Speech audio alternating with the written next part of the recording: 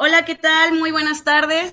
Estamos muy felices de estar en otro enlace, en una nueva presentación del libro.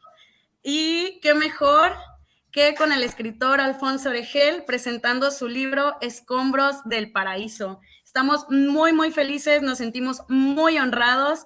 En nombre del comité organizador de la Feria Intercultural del Libro de Tacámbaro, les doy la más cordial bienvenida. Gracias, Andrés Acosta, por estar aquí también con nosotros. Por supuesto, gracias, maestro Alfonso Oregel, por estar compartiendo. El comento que le mandaron muchos saludos a algunas escritoras que tenemos por acá de Sinaloa visitándonos, como Raquel Cota, Ernestina Yepis, preguntaron por usted. Y bueno, pues estamos muy felices de que sean parte de esta fiesta de la lectura que estamos viviendo pues a todo lo que da en el municipio de Tacámbaro, Michoacán. A continuación me voy a permitir leer las semblanzas de pues estos dos grandes personajes que nos acompañan el día de hoy. Primeramente, voy a presentar a Andrés Acosta. Él nació en Chilpancingo, Guerrero, el 30 de noviembre de 1964. Es narrador, estudió Derecho en la UNAM, ha sido coordinador de talleres de creación literaria y lectura para la UNAM, el IMBA, la AEM, y de talleres por internet para Televisa y las librerías Un Lugar de la Mancha, secretario general de la AEM y jefe de redacción de Punto de Partida. Parte de su obra ha sido traducida al inglés, alemán y griego. Becario del FONCA en el programa de apoyo a jóvenes creadores en la especialidad de novela 1998, creador con trayectoria del FOECA Guerrero en 1999 y artista seleccionado para el programa Artes por Todas Partes de la Secretaría de Cultura del Gobierno del Distrito Federal. Y bueno, la semblanza puede seguir y seguir. De verdad es un honor, Andrés, tenerte aquí el día de hoy en esta presentación con el maestro Alfonso Oregel. Y a continuación me voy a permitir leer la semblanza del maestro Alfonso. Dice así: me escupieron al mundo en Los Mochis, Sinaloa. Mi infancia fue una mansión en ruinas donde deambulaban despreocupadamente muertos y fantasmas. Ambos cruzaban la frontera que divide a la vida de la muerte al caer la noche. Mi madre cinceló mi espíritu a golpes de relatos y miradas, y me reveló un secreto que ha sido mi condena. Tú tienes un don, hablas con los muertos. Ella murió hace años, pero parece no darse cuenta de ello, porque durante algunas noches se acerca a mi cama a susurrarme sucesos siniestros. Un día, por fin, decidí acatar mi destino y contar las historias que otros se empeñaron en sepultar bajo el silencio. Mis delirios y pesadillas han cobrado cuerpo como libros, La sombra, El árbol de las muñecas tristes, La venganza de la mano amarilla, Un poco de dolor no daña a nadie, La niña del vestido antiguo y Consumidores de pesadillas. He tratado de buscar un rayo de sol con otros, El sendero de los gatos apachurrados, Caldo de perico, El cucaracho, Matangahuangalachanga, Manantial de carcajadas, Las bellas bestias, Palabras en sepia o Álbum del olvido. Algunos de estos libros han obtenido premios o reconocimientos nacionales y han fungido como maderos en el naufragio. A ellos me aferro para no hundirme en la locura. Qué belleza de semblanza, maestro, y un honor poderla leer el día de hoy aquí, compartirla con ustedes. Y bueno, pues por mi parte sería todo. Yo vuelvo en un ratito más a acompañarlos, pero ahora sí vamos a lo más importante, a lo que venimos el día de hoy, a escucharlos a ustedes dos. De verdad será un gran placer. Nuevamente, en nombre del comité organizador de la Feria Intercultural del Libro de Tacámbaro, les agradezco que estén aquí el día de hoy. Y pues adelante, es el micrófono todo suyo y los escuchamos. Bueno, muy bien. Yo voy a empezar porque pues aquí está Andrés, que es un gran amigo, es uno de mis maestros, es una de las personas que me dio el empujón y me aventó al escenario. Entonces, agradezco ese gesto temerario. Y hace mucho tiempo que tenía ganas de compartir una presentación, Andrés. Claro, yo he estado en algunas contigo donde hemos presentado Tristania, donde hemos presentado, no sé, La Sirena y el Halcón, que por cierto aquí lo tengo a un lado, y otros libros más, pero yo era tu presentador por lo general. Tú no habías estado conmigo. Me acuerdo que en una FILIG, en la del 2018, no tuviste oportunidad porque andabas muy ocupado tú también en otras actividades, y yo presenté ahí otro de mis libros. Pero bueno, ya de esta no te pudiste escapar. No te pudiste escapar, entonces me da mucho gusto, fíjate, estar aquí compartiendo contigo este escenario en esta feria intercultural del libro de Tacámbaro. Hubiera sido mucho mejor, por supuesto, darnos una vuelta por Michoacán y andar por allá recibiendo pues la gastronomía, disfrutando de los paisajes y de la gente, pero pues no se pudo. Esperemos que en otra ocasión sí sea posible y pues sí, primero te quería agradecer el hecho de que hayas aceptado estar aquí. En realidad no sé qué piensas del libro. Para mí, pues, es emocionante hasta cierto punto escucharte, pero también creo que esta tiene que ser como una invitación, una pequeña provocación para que la gente se acerque a este libro hermoso que publicó Planeta, sí, que tiene esta portada de Santiago Solís y que estuvo bajo la supervisión estricta de Federico Ponce. Entonces, si quieres te doy la palabra, no sé, y así nos vamos echando la platicada o tú vas haciendo tus conjeturas, tus comentarios o tus preguntas para que la gente más o menos conozca de qué se trata este libro, Andrés. Gracias. Sí, Alfonso, pues qué gusto estar contigo. La verdad es que, pues, creo que eres un poco exagerado. En realidad hemos sido compañeros de carrera ya desde hace muchos años, que nos conocimos. He tenido la fortuna de coincidir varias veces contigo y recordando alguna de las primeras veces que coincidimos, me parece que fue hace ya muchos años en un encuentro de escritores del Pacífico, Sí, en mi tierra, en Guerrero, que pues ambos compartimos este asunto de estar cerca del Pacífico, aunque yo vivía en la Ciudad de México hace muchísimos años, pero digamos, soy de Guerrero y entonces estábamos en un encuentro de escritores en Guerrero y pues felices de la vida, como se puede estar junto al Pacífico, junto al mar, y de pronto en Acapulco, exactamente, sobre todo tiempos un poco más tranquilos, otra época, otra vida, pues muy bien, entre puros escritores, y de pronto la directora del encuentro nos llama y nos dice, oiga, pues tengo que compartirles una noticia, nos acaban de comunicar que los dos acaban de ganar sendos premios nacionales. Tú ganaste uno de cuento y yo gané uno de novela en Yucatán, en un premio nacional que se hacía, que era bianual, o sea, cada 2 años convocaban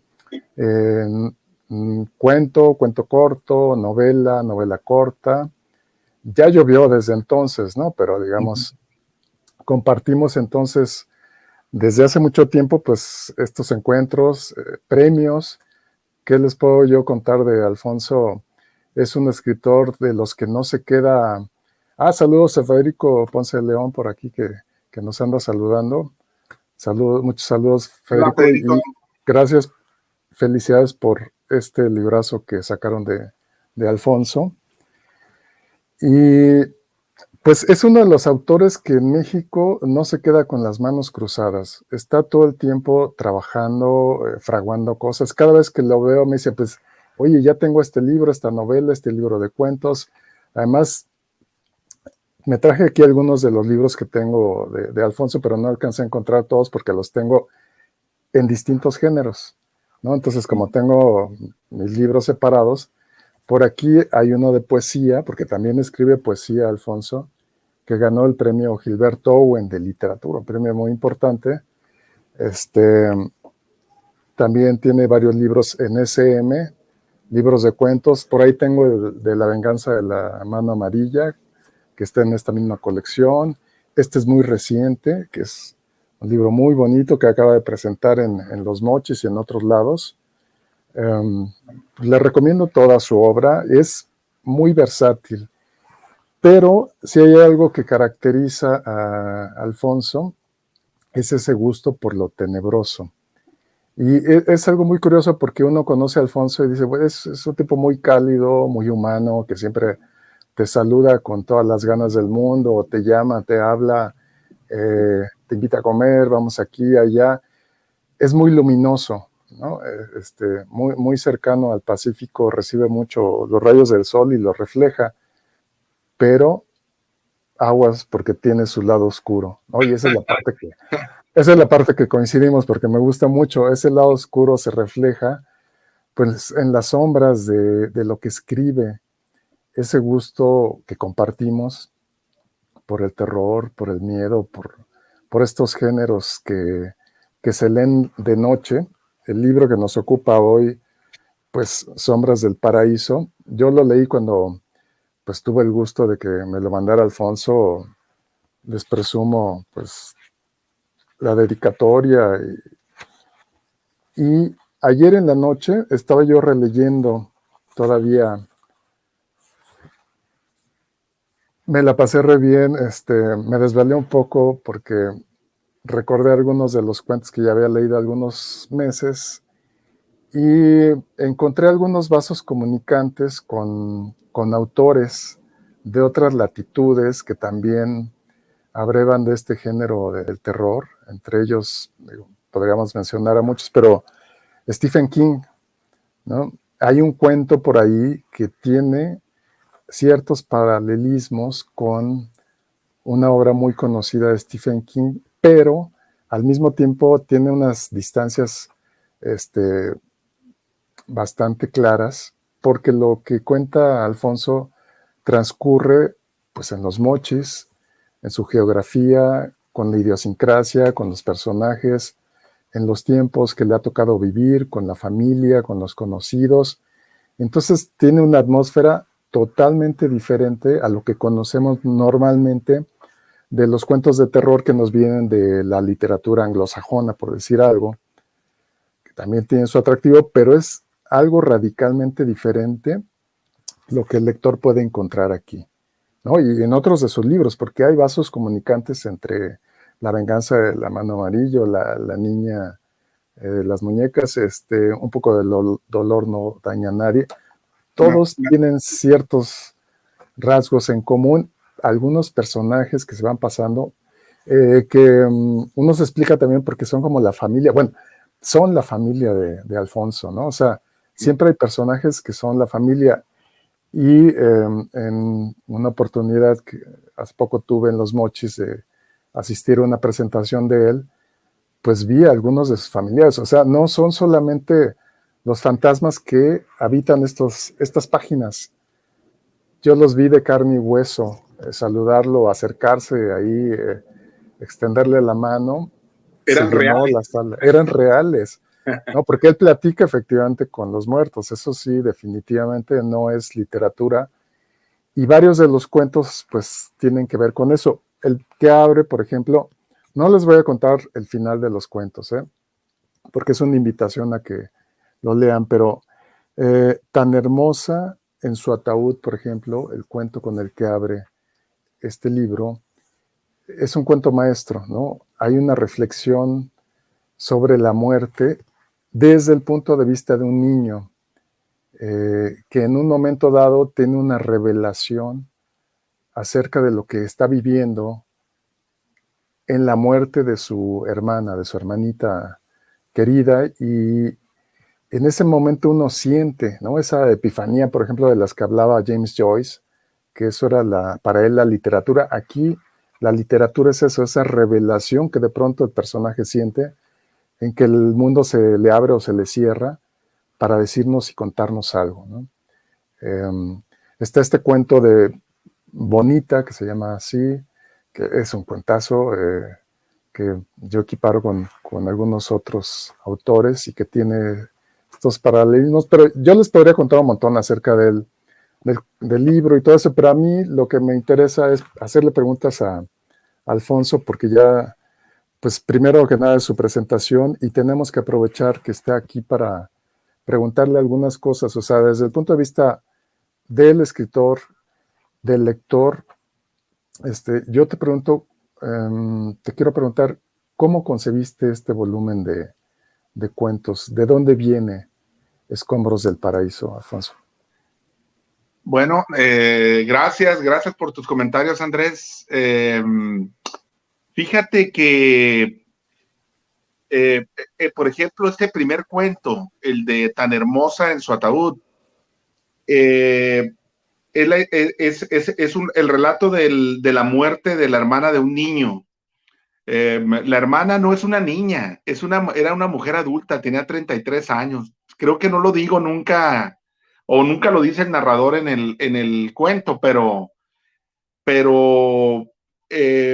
fue real y es mi hermana. Fue mi hermana Lucina la que murió. Y el niño que está contando la historia, aunque nunca dice el nombre, soy yo. Haz de cuenta que ese cuento tiene un poco de crónica. Eso fue en 1970 o 71, no recuerdo muy bien. Yo tenía 10 años. Y todo lo que relato ahí, en gran parte, está anclado en la realidad. Nada más que, por supuesto, hay una labor de manejo del lenguaje, de creación de atmósferas, de reproducción de los diálogos de los niños de Sinaloa, digamos, que discuten, que pelean contra los niños que vienen de Guadalajara, los primos, etcétera. Entonces, ese es un cuento, digamos, casi intimista y confesional. Es un cuento donde yo relato un poco esa opresión que de alguna manera sentíamos los niños, mis hermanos y yo, al percatarnos de que 3 miembros de la familia habían muerto en menos de una década, 3 hermanos y una abuela.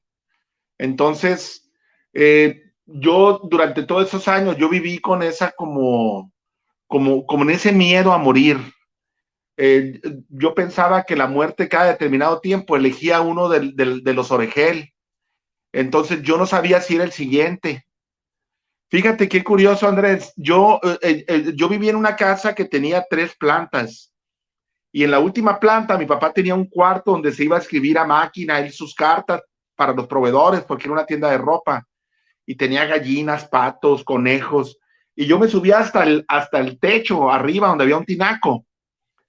Y me acuerdo también que en una ocasión fui y me paré en la orilla, en el filo de la marquesina, mirando hacia abajo, 3 pisos hacia abajo, y cerré los ojos. Entonces dije, si yo sigo, empújame, empújame. Y yo le hablaba según a Dios o a la muerte, y no me empujó. Y abrí los ojos después de 3, 4, 5 segundos y me di cuenta que no me iba a morir. Y eso me dio como cierta seguridad de saber que aunque estuviera en una familia donde mis hermanos caían como naipes, yo no me iba a morir. Y junto a eso contribuyó mucho mi madre, que siempre estaba viendo fantasmas en la casa, siempre veía a sus hijos muertos. Entonces, esa atmósfera yo la recobré, digamos, en ese cuento, pero también en este cuento que acaban de mencionar ahorita, en La venganza de la mano amarilla, o en otro cuento que se llama Y la boca destrozada sonreía, el de los maniquís. No sé si te acuerdes. Entonces, y aparece de alguna manera esa atmósfera en la novela también de Juan y sus sombras. Eso es en cuanto al primer cuento. El segundo cuento, que es el de Bonita, está basado, fíjate, en una experiencia también que yo experimenté o viví en carne propia en la secundaria, acá en Los Mochis. Bueno, ahorita no estoy en Los Mochis, pero digo, acá en Los Mochis, en el norte, pues, de México, donde había una chica delgadita, media fea, con la que nos ensañábamos, en cierto sentido, con cierta ternura nos ensañábamos, la dibujábamos en el pizarrón y poníamos, haz de cuenta, se llamaba Glorinela, Bonita Glorinela y a Masaki. Entonces, le llegaba a Masaki, que era uno de los muchachos del grupo, y dice, hey, ¿quién puso esto? Órale, fuiste tú, Oregel, vas a ver, y me la vas a pagar. Hey, no, fue el Andrés, mentira, no fui yo. Ah, vas a ver, Andrés. Y ponía Bonita Glorinela y Andrés, y ponía un corazoncito flechado. Entonces, ese tipo de bullying lo practicábamos en realidad con mucha frecuencia, que es hasta cierto punto medio cándido nuestro bullying. Y la chica pues estaba calladita, no decía nada, estaba en un rincón, pero yo tenía ganas un poco de desarrollar más la anécdota y darle una dosis de crueldad que digamos, propias de nuestro tiempo. Y por eso hice este cuento que se llama Bonita. Originalmente había pensado otro título, pero Federico me dijo que no. Yo le había puesto La niña que le arrancaba la cabeza a sus muñecas, imagínate. Así, y de hecho, cuando yo a los niños les decía, antes de escribir este libro, yo les decía, tengo un cuento que se llama ¿qué prefieren leer?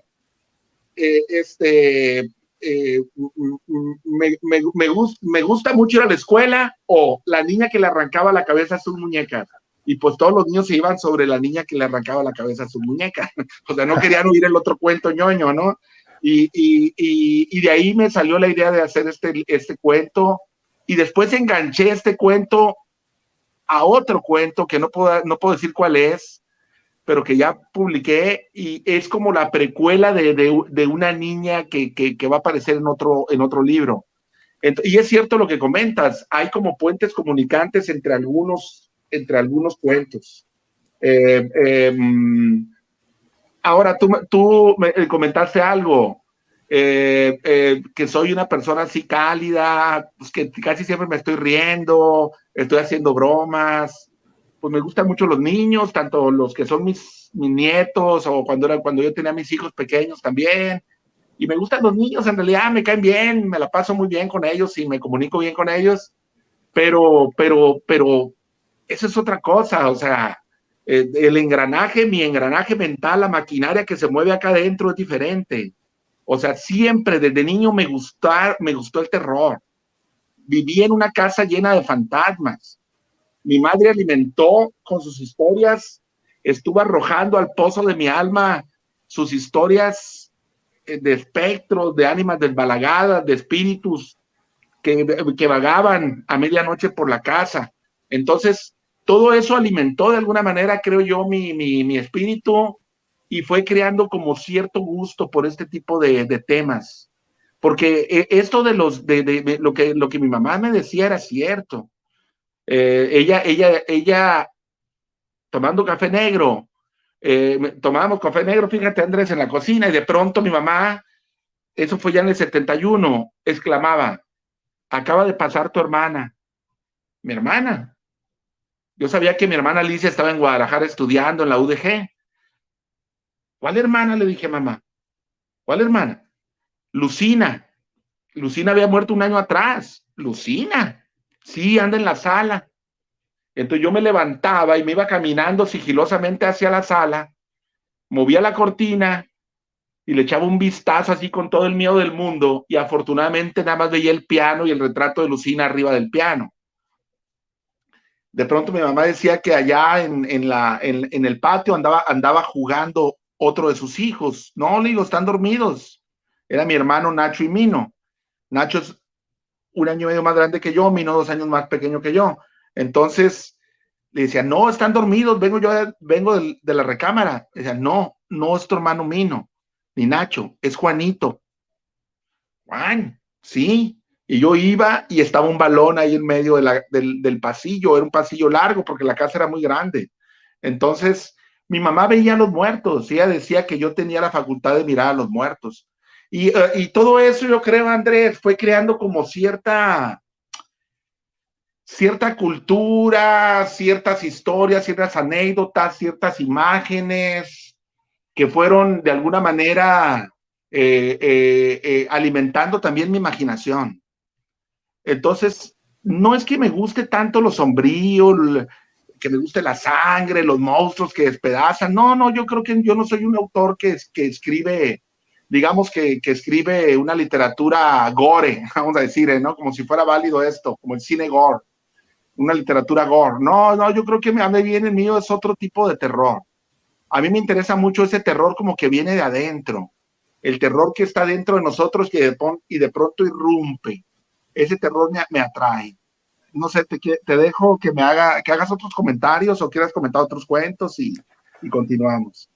No, bueno, sobre Bonita, hay un paralelismo ahí con Carrie, de Stephen King, Sí, que yo claro. sé que no fue a propósito, pero digo, las historias son arquetípicas y entonces el número de situaciones humanas, pues las vivimos aquí o allá o en el Polo Norte, y esta es una especie de Carrie distinta, ¿no?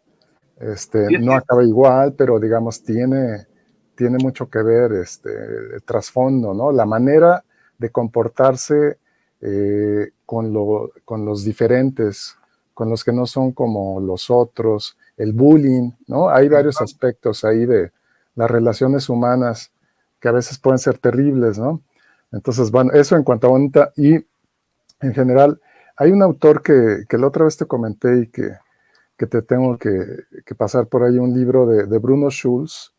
Bruno Schulz es un autor polaco que tiene también paralelismo con lo que tú escribes. O sea, yo sé que no te lo fusilaste porque no lo conoces, pero este libro de las tiendas amarillas, algo así, el asunto es que Bruno Schulz tiene una obra cuentística que también habla de mucho de su familia, y entre ellos su padre. Su padre tenía una tienda de telas, y entonces buena parte de los cuentos, que no son exactamente de terror, como tú dices, o sea, porque no hay de ensangrentados, no hay monstruos, sino estas experiencias un poco oscuras, estos encuentros así en lugares extraños, suceden, una de ellas en la tienda de telas del papá, que tiene varios pisos, y el papá era un personaje así, pero extrañísimo.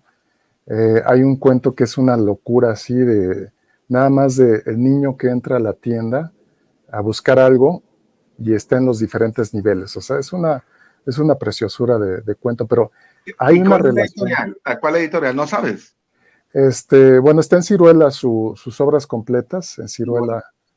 Hay otras editoriales que lo han sacado por ahí, pero en Ciruela están sus obras completas, y sí, uno de los más famosos es esta de las tiendas amarillas, y hay mucha relación con los que escribes, nada más que la versión que tú tienes es muy propia tuya, ¿no? O sea, porque sí es muy personal, que creo que ese es uno de los aspectos que maravillan en tu escritura, porque uno lee, no sé, a Kafka, lee a Bruno Schulz, lee pues a todos estos escritores de otras regiones, y más o menos identifica el espacio, pero aquí lo distintivo es que tú sí haces una geografía también muy propia, no está relacionada con otras, ¿no? Entonces, creo que poco a poco lo que me interesa es que tú ahora vas construyendo todas esas relaciones que se ubican, así como Faulkner, en un espacio muy específico, ¿no? Con personajes que se pasan de uno a otro, con formas de pensar, con formas de ser. Entonces, nos vas introduciendo en un mundo. Con forma de hablar también, como el con la forma de hablar, exactamente. ¿Qué piensas sobre todo esto? O sea, ¿qué tan deliberado es lo que estás creando todo el mundo a través de todos estos libros, o sale solo? Fíjate, Andrés, que yo nunca menciono mi ciudad, nunca menciono, yo soy de Los Mochis, y en ninguno de mis libros aparece la ciudad de Los Mochis con su nombre, pero todo el entorno es la ciudad de Los Mochis. O sea, el Parque Sinaloa, el Cerro de la Memoria, de alguna manera el lenguaje de los niños, las plazas, el Parque 27 de septiembre, donde hacemos la Feria del Libro, la comida, los olores, el mercado, las casas, las ruinas, el ingenio azucarero, aparecen ahí en mis cuentos. Entonces, el calor, todo aparece ahí. Fíjate que a mí, ¿por qué? Tú dirás, ¿por qué? Porque yo no trato de hacer un elogio turístico de mi ciudad, porque yo trato de alguna manera de retratar a mi ciudad, pero tal como es, sin Photoshop. O sea, trato de mostrar sus cicatrices, sus heridas, sus llagas, también su belleza, su atardecer, su esplendor, su luz, etcétera. Pero no tengo una visión idílica acerca de mi ciudad. Y sí, yo lo he notado no solamente en el cuento, en la novela, también en la poesía. O sea, es como un lenguaje muy parecido al que empleo. De hecho, alguna vez escuché que lo que les gustaba de mi terror o de cómo yo administraba el terror era ese tono como norteño. O sea, como más bien del noroeste, más bien, porque no soy exactamente, soy norteño, pero no estoy tan al norte. Más al norte está Sonora, Chihuahua, Tamaulipas, Baja California Norte, etcétera, Coahuila. Pero sí somos acá del norte, pues tenemos un lenguaje que sí refleja en muchos sentidos la picardía, el humor, el desenfado, la irreverencia, esta especie de poca fidelidad a las costumbres, a la religión, incluso hasta la ley. Es curioso. Acá en el norte como que la gente es más desparpajada, un poco más libre para vivir pues muchos aspectos de su vida, ¿no? Entonces yo creo que sí aparece eso, sí aparece en varios de los cuentos. Sí, creo que sí es así. Fíjate, ¿a ti qué te pareció el cuento de El Otro? Este es el tercer cuento que aparece en el libro. Es el cuento donde un hombre es llamado a medianoche, un hombre adulto que vive en un departamento todo caótico, lleno de colillas de cigarros, de cajas de pizzas vacías, una montaña de platos sucios, basura por todas partes y cucarachas que se pasean por la alacena, y de pronto recibe la noticia de que su mamá fue asesinada, de que alguien entró a su departamento y la mató a batazos, le rompieron la cara y le tumbaron la dentadura con un bat, que empieza pues con una imagen así como brutal. Es como un cuento policíaco, pero ¿a ti qué te pareció ese cuento? Creo que es algo diferente a lo que yo había escrito. Me encantó porque, bueno, hay una atmósfera a lo David Lynch, pero en Los Mochis, o sea, es otra atmósfera muy, muy distinta porque tiene algo de policíaco. No les voy a contar el final porque el chiste de todo esto es el final, que es estupendo. Y además es muy ágil, o sea, llega uno rapidísimo, quiere seguir leyendo y leyendo por la intriga, ¿no? Es como el presupuesto de un cuento policíaco que se vuelve novela negra y luego terror y luego algo psicológico, o sea, va pasando de un género más oscuro a más oscuro, más oscuro, con unas imágenes terribles, ¿no? Además de porque se trata de su mamá, o sea, es una cosa, y lo que va descubriendo como capas de cebolla de la realidad, ¿no? Porque pues él tenía una relación con la mamá, pero resulta que la mamá es una prestamista que tiene un lado súper oscuro y él encuentra papeles ahí que tiene la mamá pues a los que les presta dinero y es una cosa tremenda, ¿no? O sea, no les cuento demasiado de qué se trata, pero léanlo. Da un giro precisamente al libro porque va por aquí, empieza por acá y en estamos en otro territorio, pero está muy relacionado, o sea, no rompe con toda esta dinámica. Fíjate, ¿no? Casi parece un cuento que no es para adolescentes, casi parece un cuento para adultos, no sé si te fijas, porque la madre es una madre media castrante que piensa que el hijo es un holgazán de primera, un bueno para nada, un inútil, igual que tu padre, le dice, ¿no? Y él la detesta también a la madre, la detesta, y ella no se tienta el corazón para quitarle la silla de ruedas a una señora que la ocupa, o para quitarle, no sé, el calentador de biberones a un bebé, o la andadera a otra persona que necesita la andadera para desplazarse, pero todo lo empeña y ella es una tipa, pues una tipeja también, ¿no? Entonces, sí, ¿sabes por qué me gusta a mí ese cuento? Porque rompe un poco con el maniqueísmo, ¿no? La madre buena, el hijo vago, o sea, no, o sea, qué madre buena y qué hijo vago, o sea, la madre que religiosa, que tiene su virgen ahí empotrada en la pared y que le reza, le lleva flores, no le faltan las flores, y el hijo que es un pobre malagradecido, no, ahí se rompen un poquito todas los esquemas del bien y el mal. Es un poco también lo que pasa, creo yo, en el Descombros del Paraíso, que es el cuento de la mamá fanática de la religiosa, de la religión, la mamá que va a misa puntualmente cada mañana, que tiene muchos gatos, que vive como en una mansión enorme, pero ya decadente, decrépita, vegetada, y que tiene un hijo que tiene algún tipo de retraso mental. ¿Te acuerdas de este cuento del Escombros del Paraíso? Sí, Que le claro. el libro. Ese, ¿qué te pareció? ¿Qué te gustó? ¿Qué no te gustó?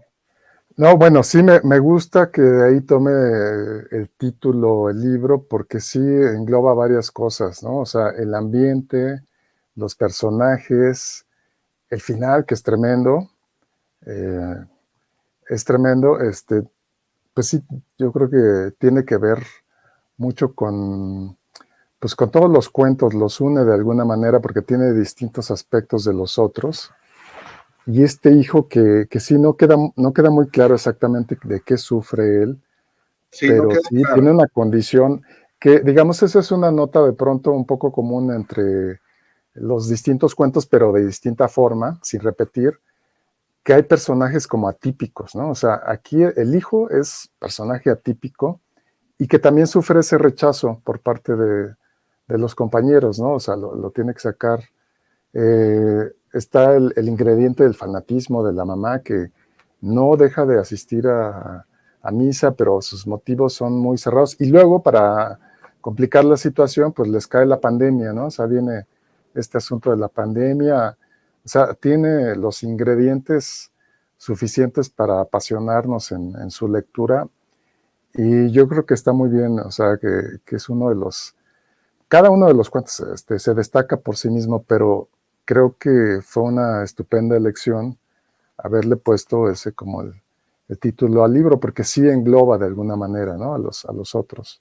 Y fíjate que la señora, a mí en realidad el cuento, cuando lo estaba escribiendo, me remitía al Castillo de la Pureza. ¿Te acuerdas de aquella película de Ripstein? Sí, claro. Sí, entonces un poquito esa atmósfera media cerrada, opresiva, fanática, yo quise darla ahí en ese libro, en ese cuento, perdón.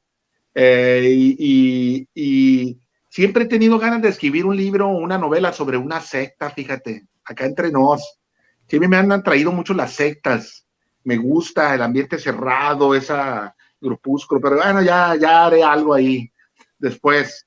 No sé si te haya gustado otro cuento. Está el de La Máscara de Jade, el de Se Solicita, el del chico este que es un pésimo estudiante que adicto a las drogas, que ahí metió un ingrediente nuevo, el asunto del consumo de drogas, el del Circo de las Maravillas Vivientes.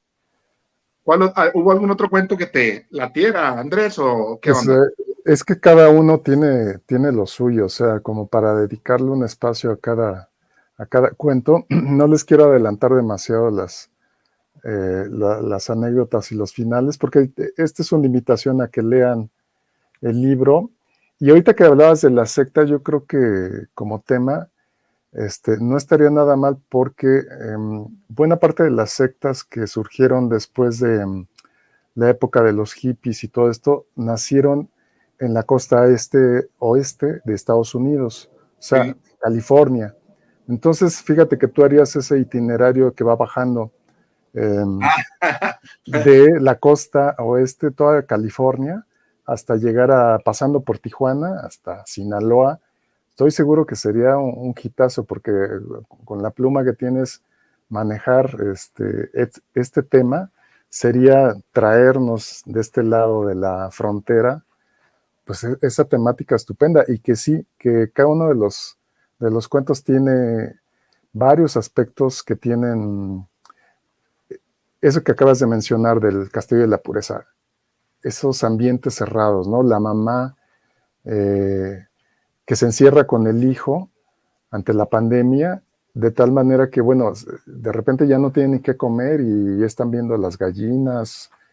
Cada uno de los cuentos yo creo que tiene su mérito, y no hay uno solo que yo haya encontrado que diga, no, pues este cuento no.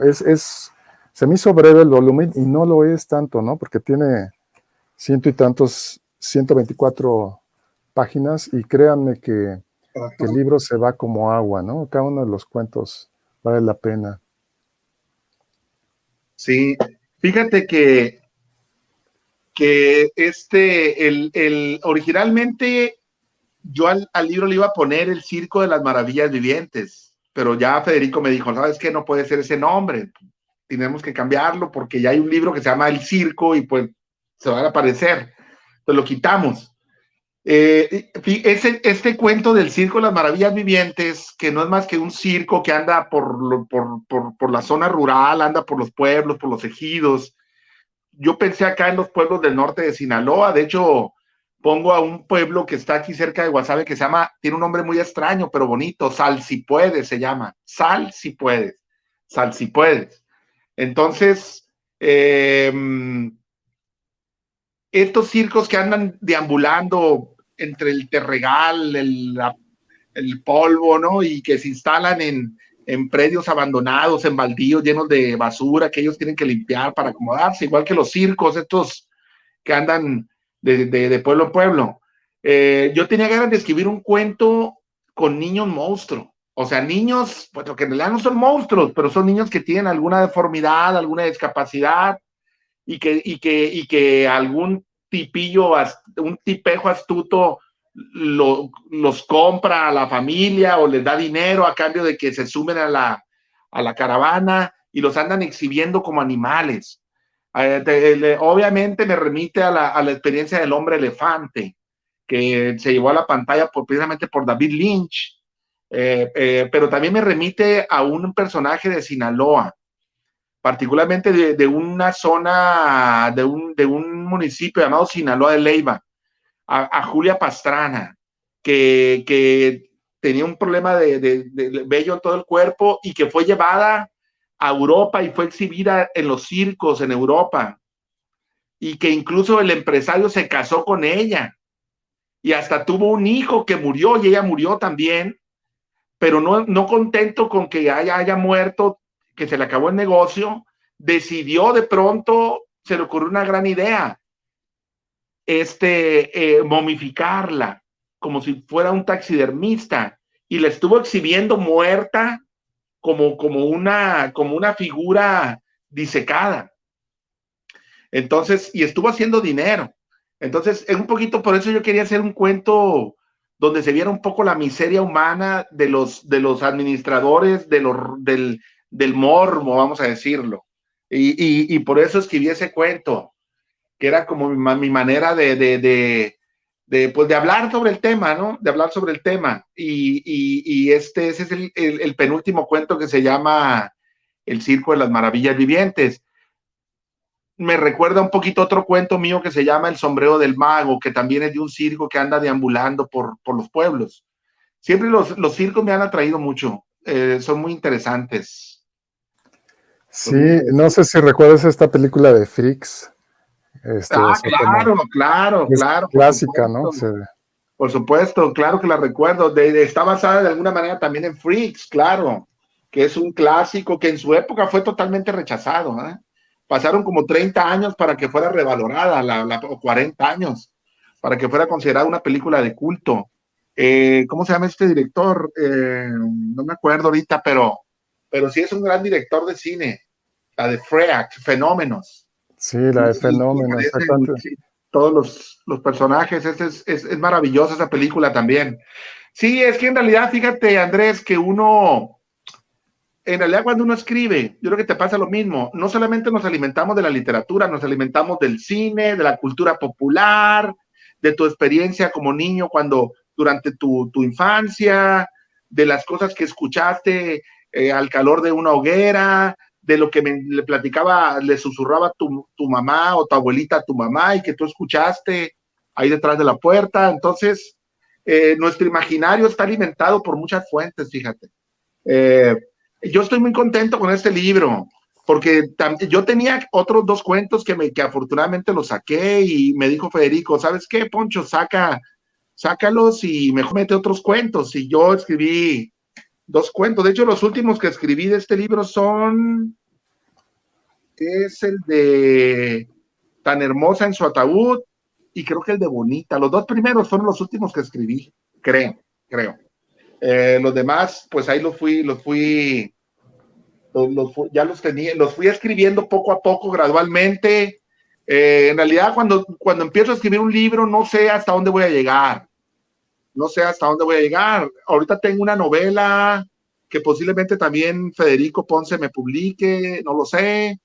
Y vamos a hacer una reedición posiblemente de otro de mis libros que tiene muy buena, ha tenido muy buena aceptación entre los lectores. Entonces, tengo más libros que están ahí como listos para ser publicados y obviamente para ser examinados por mis editores, entonces, o por mi editor. Y siempre estoy escribiendo. Ahorita tengo la beca del Sistema Nacional de Creadores de Arte y estoy escribiendo una serie de cuentos sobre el huracán Ismael. Fíjate, Andrés, ya llevo 5 cuentos. Fue un huracán que entró súbitamente aquí al Golfo de California, acá al Mar de Cortés, y tumbó como 20 barcos, los sepultó y murieron más de 200 pescadores, entre 150 y 200 pescadores. Entonces estoy contando muchas historias. Ese obviamente no es de terror, es un libro diferente, pero siempre estoy escribiendo, siempre, siempre. Esta historia de las sectas me atrae mucho, también posiblemente escriba algo. Creo que este libro es un poquito diferente a los otros, a los que había publicado en SM, porque este es un libro más arriesgado, no sé cómo lo sientas tú, como que yo dije, voy a subirle un poquito la dosis de terror, o no tanto la dosis de terror, la dosis de crueldad.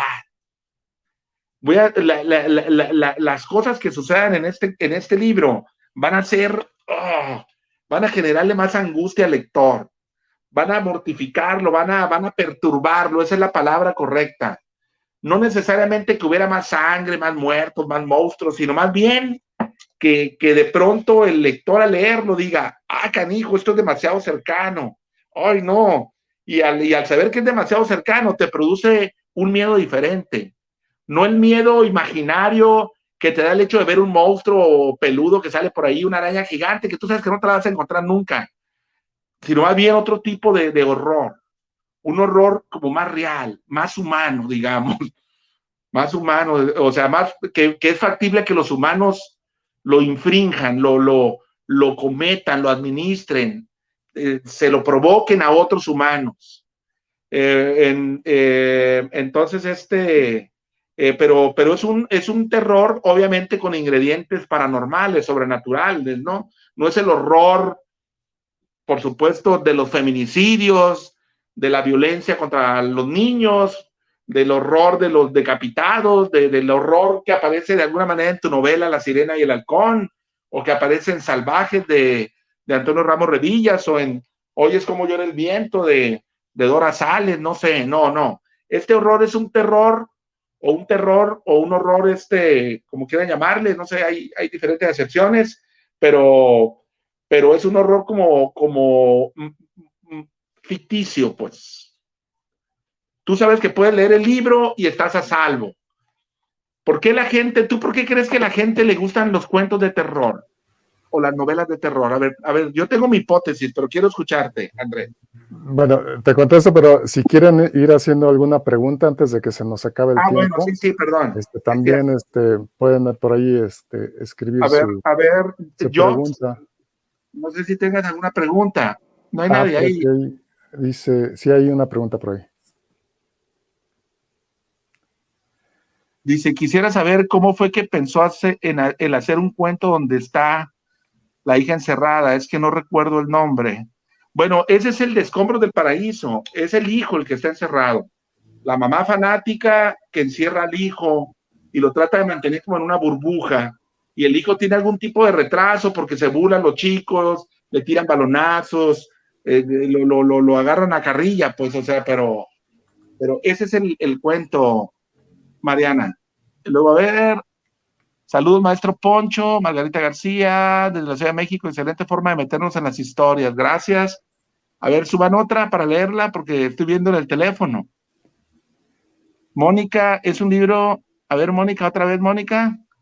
Es un libro de terror lleno de poesía, esos escombros que subyacen en las historias personales y que nos acompañan más allá de la muerte.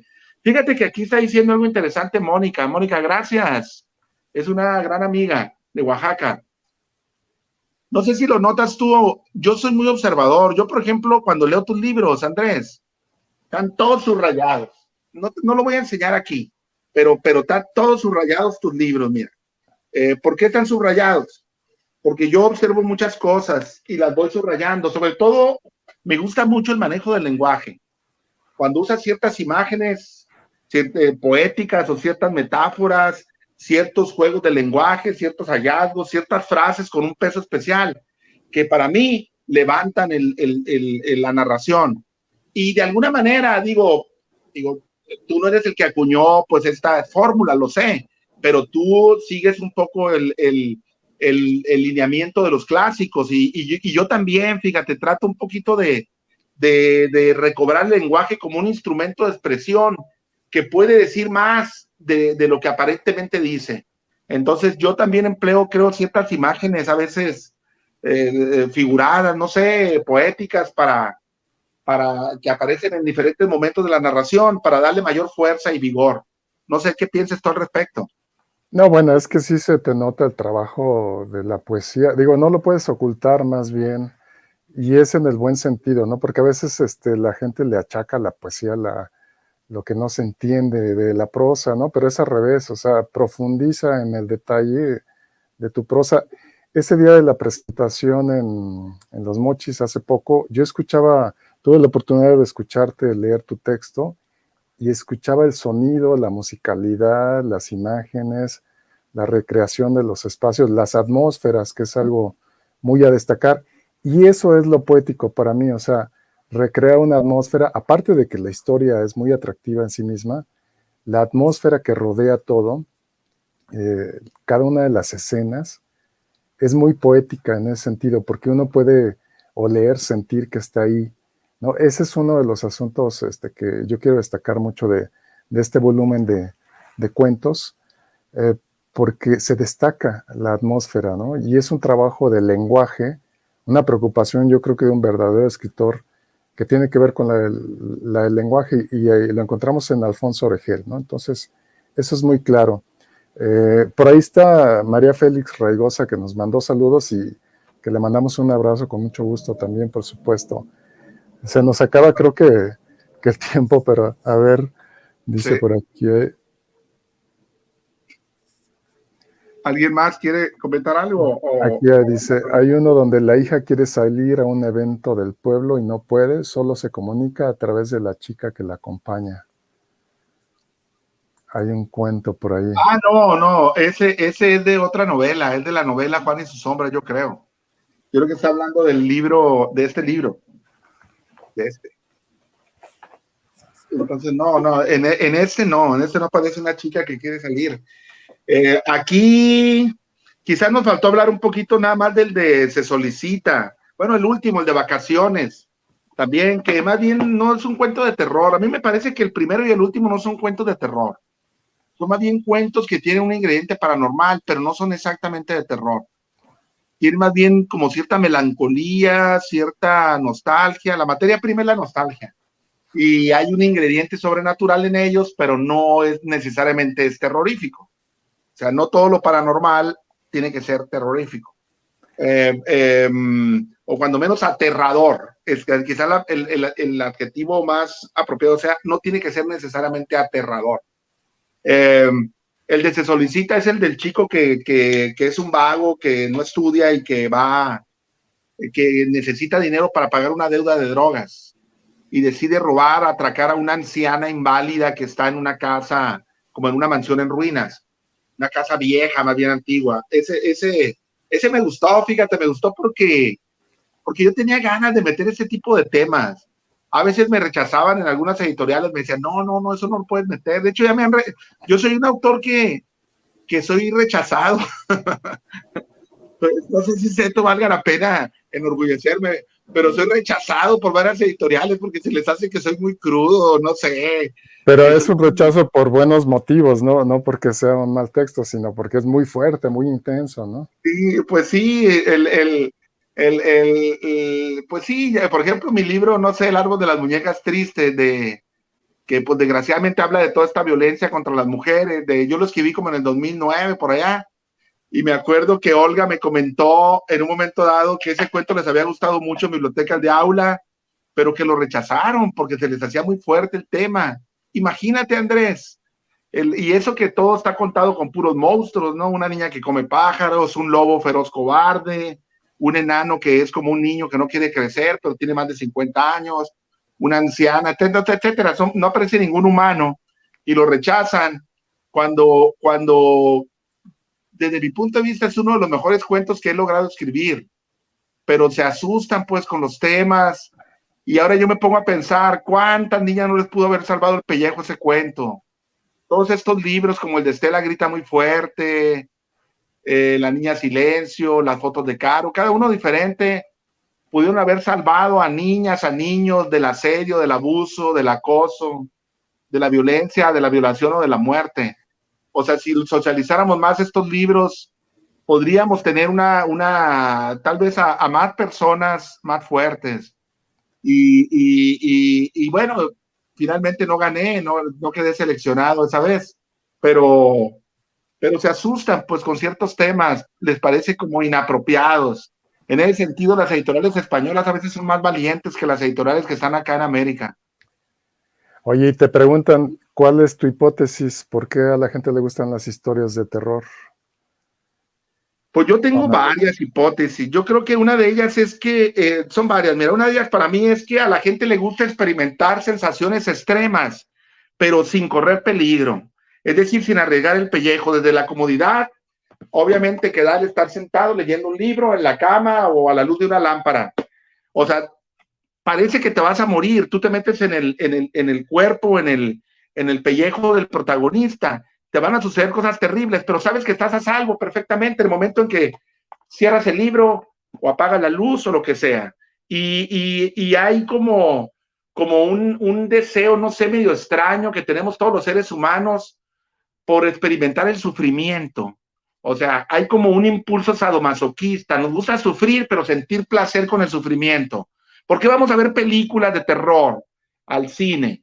¿Por qué vamos a ver la última película de Robert Ayer? ¿Por qué fuimos a ver La Bruja? ¿Por qué fuimos a ver no sé, El Legado? ¿Por qué? Y compramos hasta una caja de palomitas y un refresco de 2 litros, etcétera. Porque nos gusta sufrir viendo esas historias. Porque nos gusta sentir el extraño placer que produce la sensación de que te va a suceder algo. O sea, pero tú sabes que es una sensación totalmente imaginaria, ficticia, pues. Entonces yo creo que nos vamos haciendo como adictos a estas emociones álgidas que nos sacan de nuestra modorra, que nos sacuden del tedio de nuestra existencia.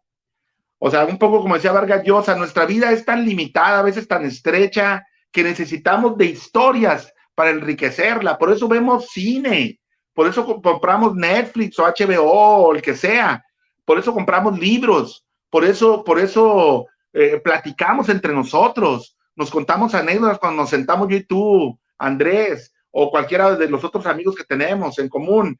O sea, yo siempre estoy platicando con mi esposa Lupita, seguramente tú con Olga, siempre estamos hablando de cosas que de alguna manera nos estremecen.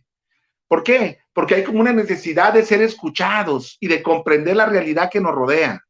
Y el terror, como yo dije hace rato, no es como un ingrediente totalmente ajeno a nosotros que venga del exterior. También el terror viene de nosotros mismos, del interior, de nuestra envidia, de nuestro rencor, de nuestra frustración, de nuestra tristeza, de nuestros deseos de venganza, de nuestra mezquindad, de nuestra envidia. Ese horror detona de muchas maneras. Aparece, por ejemplo, en el cuento del otro, que aparece aquí en Escombros del Paraíso, pero aparece de muchas maneras. Aparece también en La Máscara de Jade.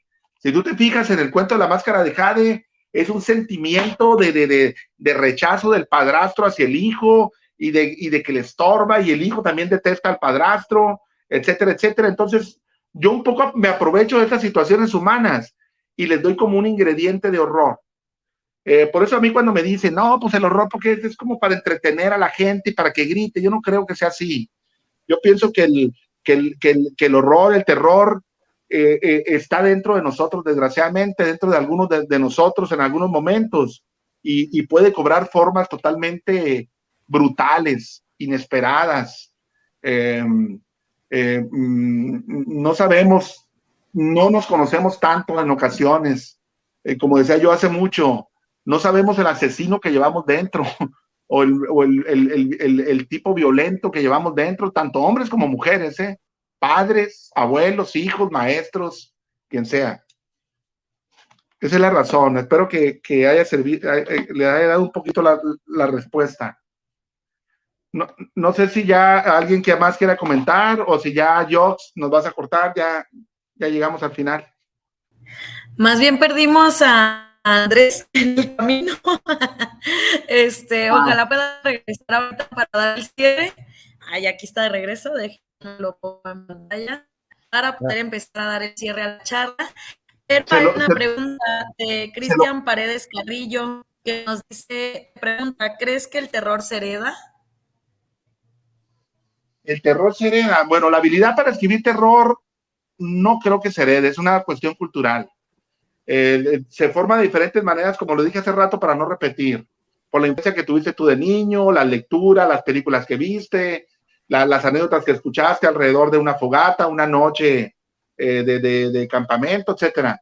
Pero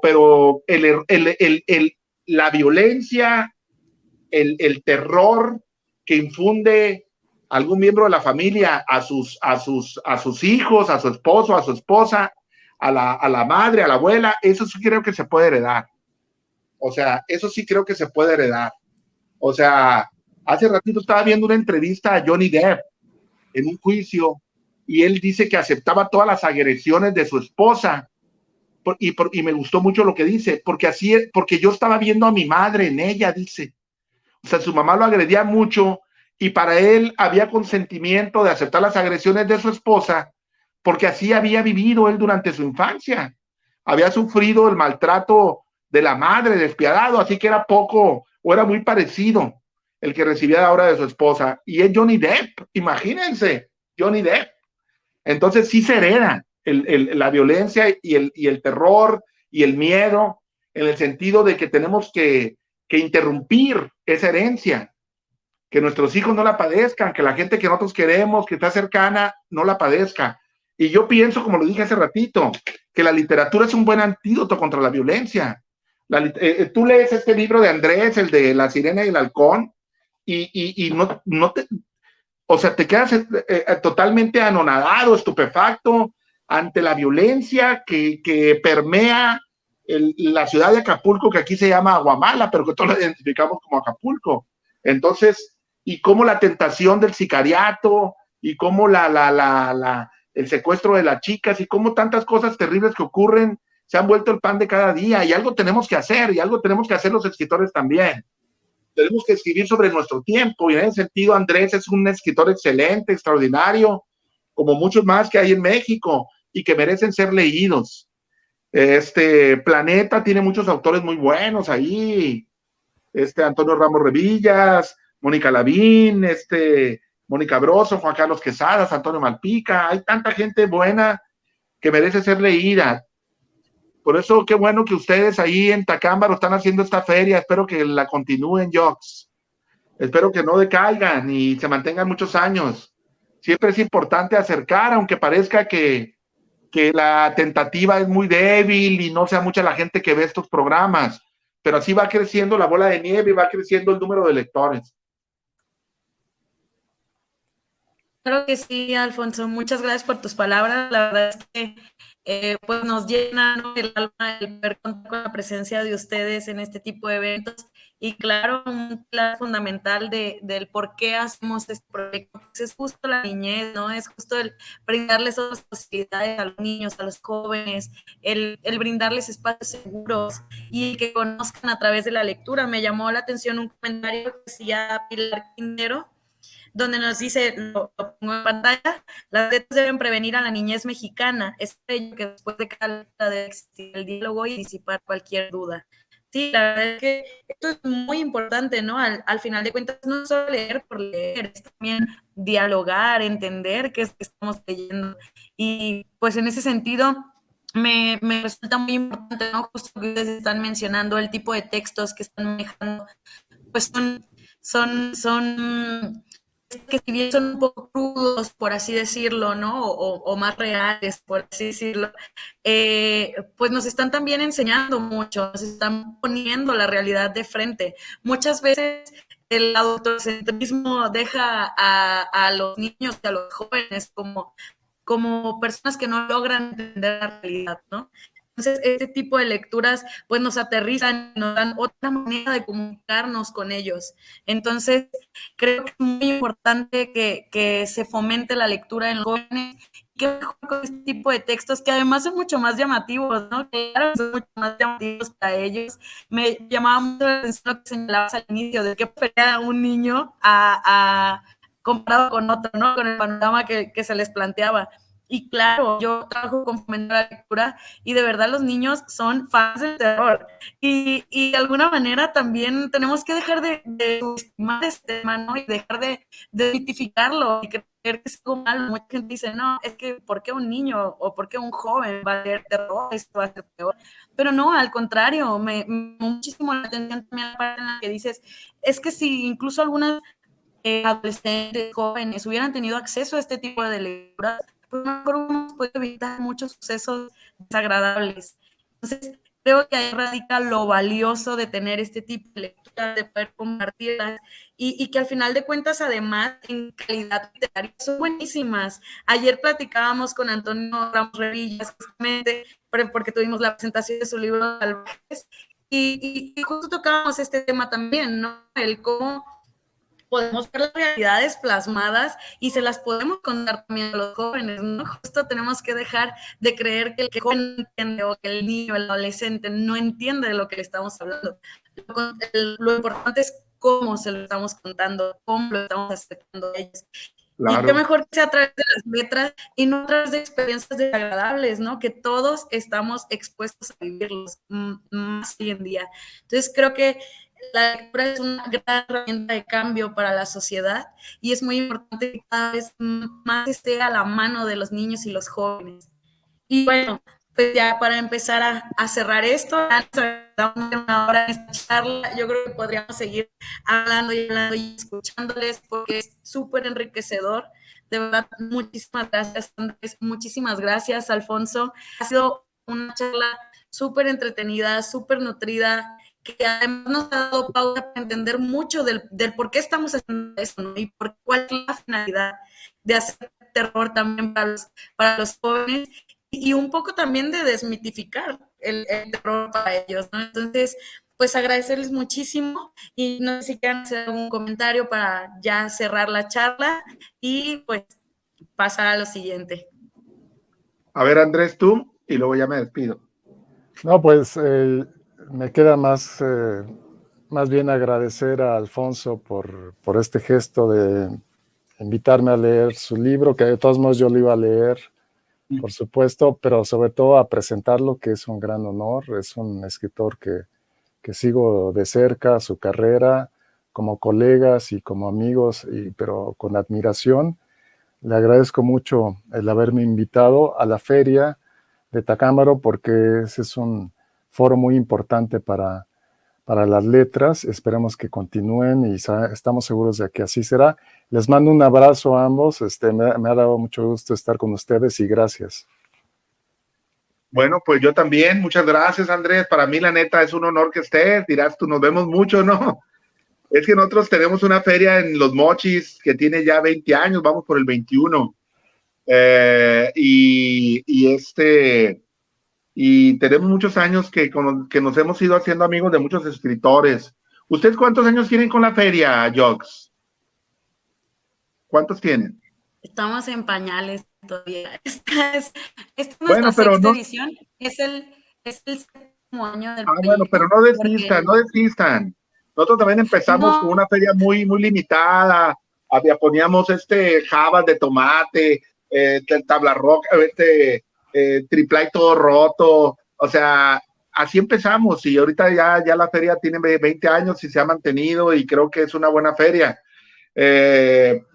Y bueno, yo agradezco, como te digo, agradezco a Andrés, somos muy amigos y para mí, aunque a él no le guste, para mí sí ejerce cierto magisterio sobre mí, porque cada vez que leo sus novelas me quedo admirado. o sus libros. Y también quiero agradecer a Federico Ponce por haber sido tan cuidadoso con la edición, por esta hermosa portada de Santiago Solís. No se alcanza a ver muy bien quizá, pero es un libro realmente bello. Gracias por su dedicación, por su esmero, por su cuidado, por su manera de jalar las orejas. Está muy bien, y gracias a Planeta también por confiar en escritores como nosotros. De pronto uno piensa que los escritores que estamos fuera pues del centro, pues no vamos a tener oportunidad de publicar, y yo puedo constatar que eso no es cierto.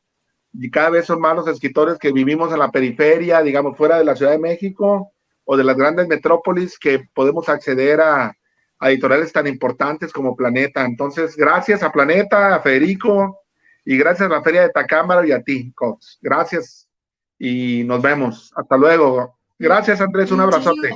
Un abrazo por allá. Hasta luego. Justo este tema muy importante, el visibilizar el trabajo de las periferias, creo que es súper importante.